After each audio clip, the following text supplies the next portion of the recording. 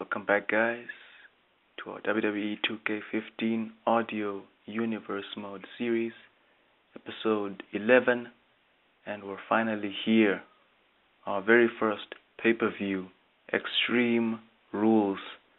Although it's the one night WWE goes extreme, it is the episode where Audio Universe goes extreme. We're not working under PG here, ladies and gentlemen. We're going all the way with everything we can bring, plus the kitchen sink.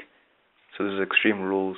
We've got a impressive match card set for you guys. We touched on that in the previous episode just now, the pay-per-view, the kick-off episode. So be sure to check that out first. Then you can come and enjoy the pay-per-view that's happening right here, right now. We kick off with our very first match, the Battle Royal, massive Battle Royal for the WWE World Television Championship, introduced for the very first time by Mr. McMahon on SmackDown. It will be fought for the very first time here at Extreme Rules. And this Battle Royal features many superstars from the Raw roster, from NXT, and from SmackDown. A chance to become the very first TV champion. Again, as explained, that the title will be defended on a weekly basis. The first week, of course, defended on a superstar's respective brand. Again, if you're a SmackDown superstar, first week you're defending it on SmackDown. Then the following week you're on Raw. Then week 3 you're on NXT. While at the same time your challenger for the upcoming pay-per-view will be found in the weeks leading up to the pay-per-view. So you never know, you might not even reach the pay-per-view as TV champion. Someone else would have taken your place, and you cannot get a rematch if you lose this championship, ladies and gentlemen. You'll go to the back of the line and will have to work your way up the contendership ladder for another shot at this title. So if you're champion, you fight hard every week and at the pay-per-view. So this is where the title will be won for the very first time. Battle Royal. All 3 brands involved. Most of the eliminations happen within the first 5 minutes of this match, and for the next 5 minutes the pace slows down. The eliminations become fewer and fewer, but eventually we come down to the final 8 superstars. We've got 2 from Raw, The Miz and Seth Rollins. We've got 2 from NXT, Zack Ryder and Santino Marella, and then 4 from SmackDown. We've got Damian Sandow, we've got Rusev, we've got R-Truth, we've got Tyson Kidd. These are the 8 guys who survive all the other superstars to make it in this Battle Royal. One of these men will be the very first TV champion. Who is it going to be? We've got Rusev, the big man in this match. He is trying to muscle his way into eliminating the NXT representatives Ryder and Santino. This could be a nod to the fact that Rusev, being a former NXT superstar, he wants to remind these guys that he's moved on from NXT. He's stepped up to the main roster. He's a better man than he was on NXT, and he wants to prove it to these guys who are still on NXT by eliminating both of them. But coming in to stop him is his fellow SmackDown superstar R-Truth. Works his way to fighting off Rusev, teaming up with Ryder and Sandow. They gang up on Rusev, eliminating the big man before they face each other. All that's happening. We've got The Miz and Seth Rollins taking on Tyson Kidd and Damian Sandow in what you'd say just a nod to the days of SmackDown versus Raw. These are the 2 representatives. These are 2 representatives, Miz and Seth Rollins representing Raw, Damian Sandow, Tyson Kidd, they're on SmackDown. Of course, Rollins and Damian Sandow making it a battle of intellect. You remember Damian Sandow, the intellectual savior of the unwashed masses? Actually, that should be the title. While Seth Rollins, he is the architect, the man who created and destroyed the Shield in the real world. They're former world champions in this universe mode. You remember Damian Sandow was the world heavyweight champion prior to the beginning of this series. He lost the title, of course, to Triple H, and we know how that turned out with the game. But he was taking on Seth Rollins in this battle royal, while The Miz would be taking on the technically sound Tyson Kidd, who slowed down the former WWE champion's pace, bringing him down in this battle royal just to keep him grounded, making sure to soften him up before eliminating him, hopefully soon. While that was happening, we go back to Ryder, Santino, and R-Truth. They're now battling each other, having taken out Rusev. Santino gets the upper hand, looking for Cobra. He gets to Ryder, he misses R-Truth, and while trying to get to R-Truth, he gets himself eliminated, leaving Ryder and R-Truth. Of course, the broski, he recovers from the Cobra, and he's looking for the Rough Rider on R-Truth. R-Truth sees it coming, dodges, leaving Ryder to ride off over the top rope. And R-Truth takes care of him, and no other NXT superstars are left in this battle royal. While R-Truth is recovering, he's hanging by thread on the ring apron after eliminating Zack Ryder. He is joined by Seth Rollins, who is about to be eliminated by Damian Sandow. But seeing R-Truth now, Sandow decides he's going to eliminate both R-Truth and Rollins, hopefully, at the same time. But he doesn't get that chance because Tyson Kidd is right behind him, nailing Sandow with a super kick, sending the man back, and R-Truth and Rollins, they team up on Sandow, getting him over the top rope, make another elimination. The architect doesn't waste time, seeing R-Truth is still focused on having just eliminated Sandow. He drills R-Truth with a super kick off the ring apron. R-Truth, he's gone off. Now Rollins turns his attention back to the ring, hoping to get back into the action. He's looking for that diving high knee off the top rope. Unfortunately, he doesn't get to hit that move because The Miz, surveying the situation, he pushes Tyson Kidd, having grabbed the tights, pushing Tyson Kidd forward, which also pushes Seth Rollins off that top rope, sending him back out the ring with Tyson Kidd following him. The Miz eliminates these two guys to become the last man standing in this battle royal and winning that TV championship. Ladies and gentlemen, the most must-see former WWE champion has just become the most must-see champion on TV today. The Miz, your first WWE World TV Champion, with Mr. McMahon and the GM Teddy Long coming down to award The Miz with this new championship. What does this mean for the WWE with The Miz as TV champion? How long will his reign go for? We'll find out, especially considering that Monday Night Raw is the episode after this one. What will be the fallout from this battle royal? What does The Miz have in store for the WWE Universe as their first TV champion? We'll find out, but here he is, The Miz, winning this new championship for the first time. He's our champion, and we move on to match number 2. This is championship match again for the Intercontinental title. The champion, Randy Orton, defending it against his old pal, former Legacy stablemate Cody Rhodes.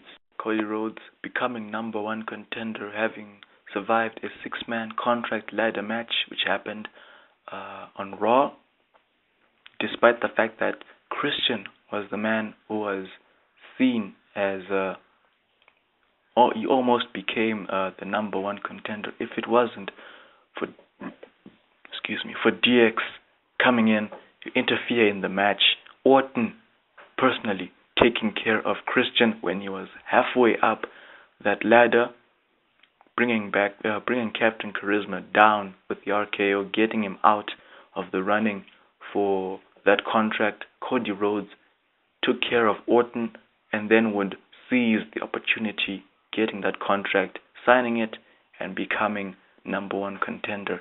So here he is tonight, facing his old friend Randy Orton, hopefully looking to become Intercontinental Champion once again. So this was a battle between old friends, now rivals, with this championship on the line.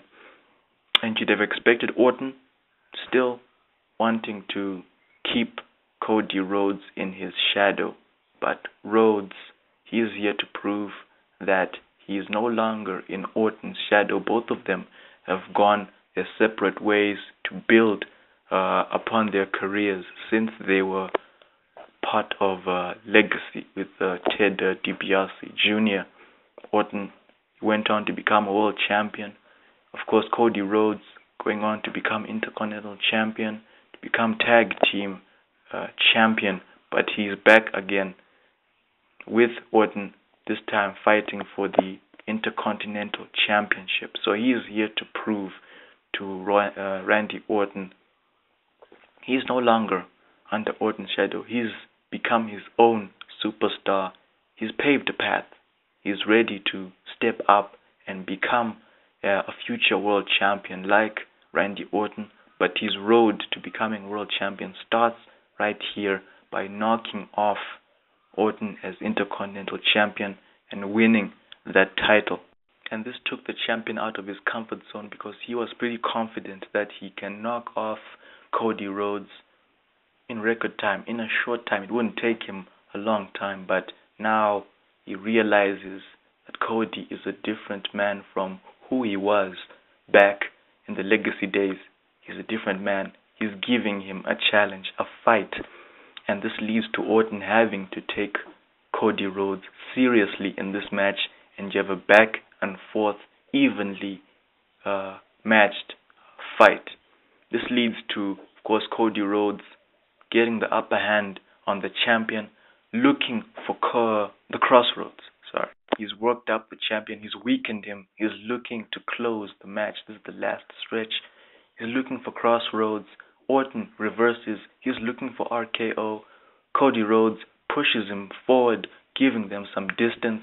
He turns back, he's looking for that second rope, coming down on the champion who was coming to look for a second RKO, only to be met with the disaster kick.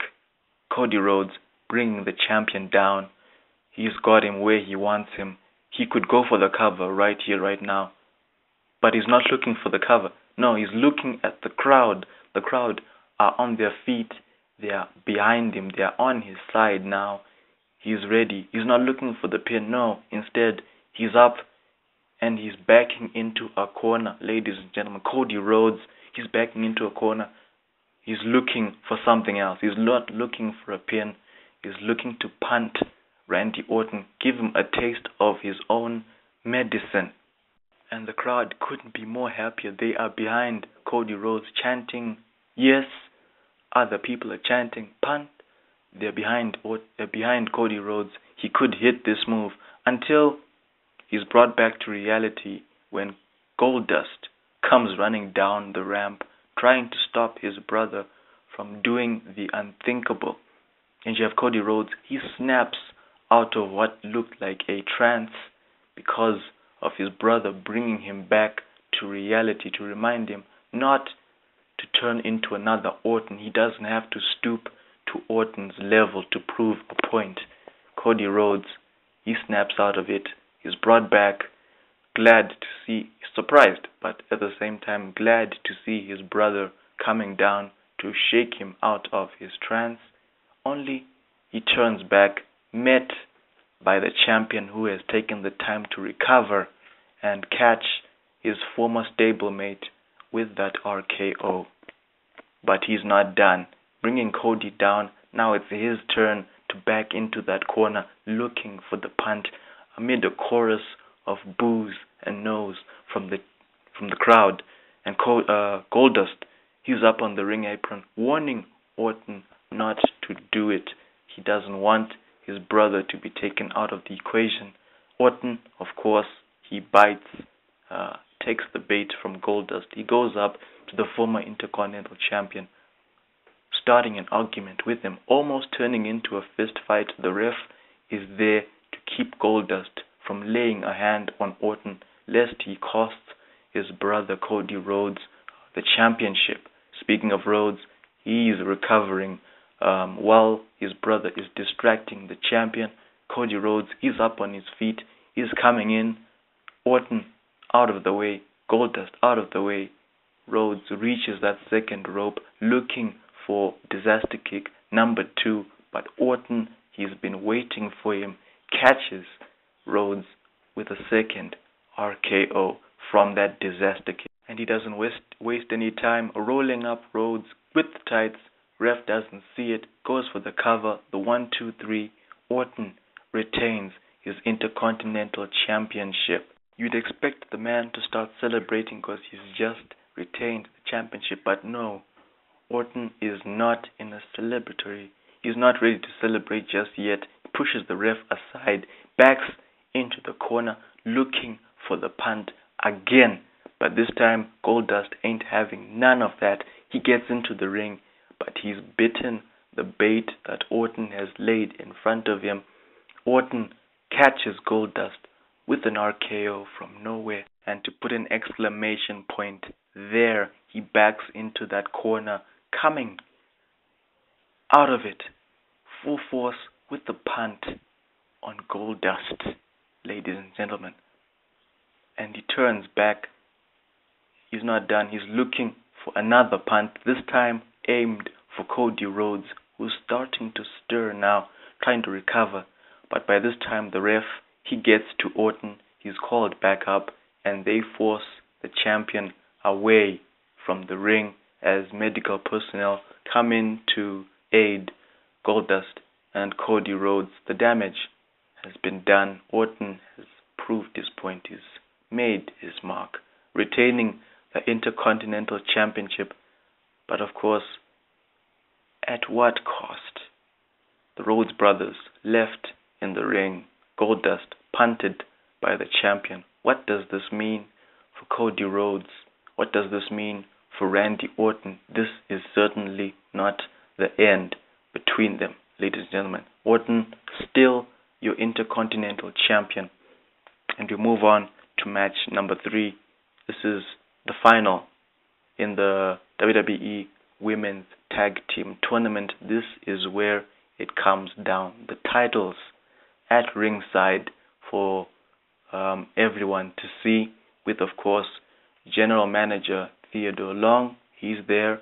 But also joining commentary are the WWE Women's Champion Bayley, and the woman she defended the title against at the special the night before, Mickie James. They're here to watch this epic encounter between these amazing teams. Former rivals, former champions came together, they formed teams, they competed in this tournament, and it comes down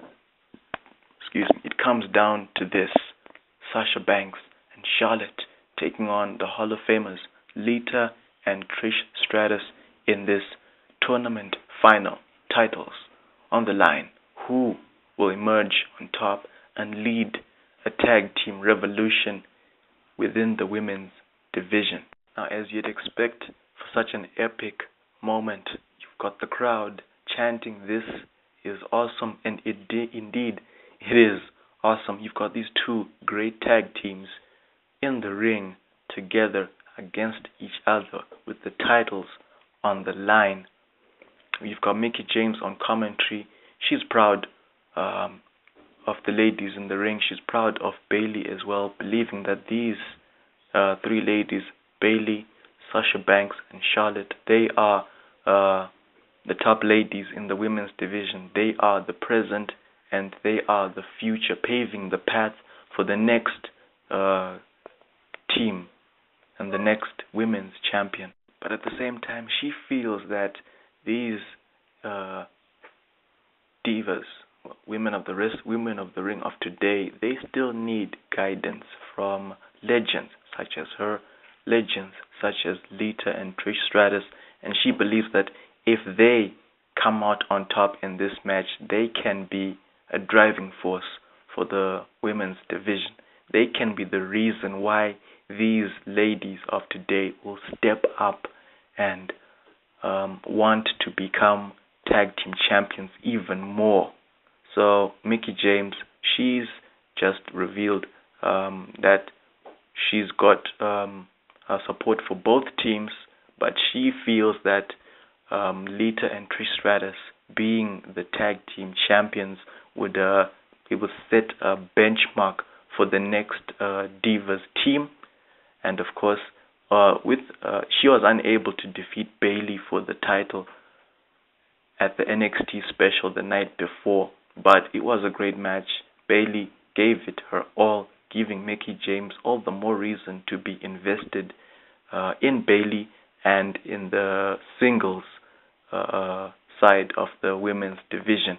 But in this tag team match, Charlotte and Sasha Banks, they gave Lita and Trish Stratus a match of epic proportions. They gave it their best, gave it everything they've got to prove to these legends that they are ready to lead the present. They are ready to lead the women's division into the future. They don't have to prove anything to the likes of Sasha Banks and Charlotte. They are ready to become the tag team champions. And for the legends, this is a chance to remind the younger women that they still got it.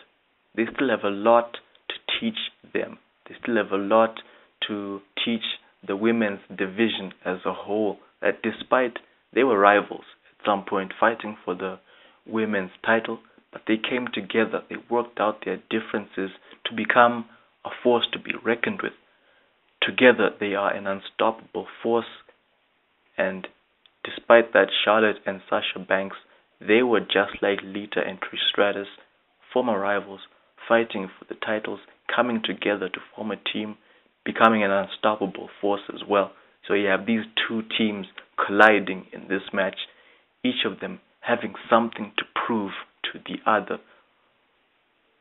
The Hall of Famers, they want to teach these young cats a thing or two. They still got it.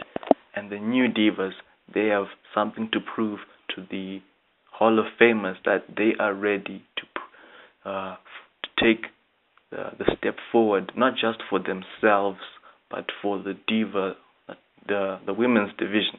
Now, diva, I'm so used to the main roster, but these are female wrestlers. The women's division, WWE, it should become the women's division now. Come on. Anyway, back to this match. No ring rust whatsoever from the veterans. Both teams took the time to study each other as well as the other teams who were competing in this tag team tournament. They needed as much history as they could get, especially the younger women who were competing against the veterans. They needed to go back, watch these women during their days in the WWE, watch them rise to become champions, master their moves, learn from what they could give in a match in the ring. And Charlotte and Sasha Banks, they brought all their knowledge about Lita and Trish Stratus into this match, showing these legends that they've done their homework.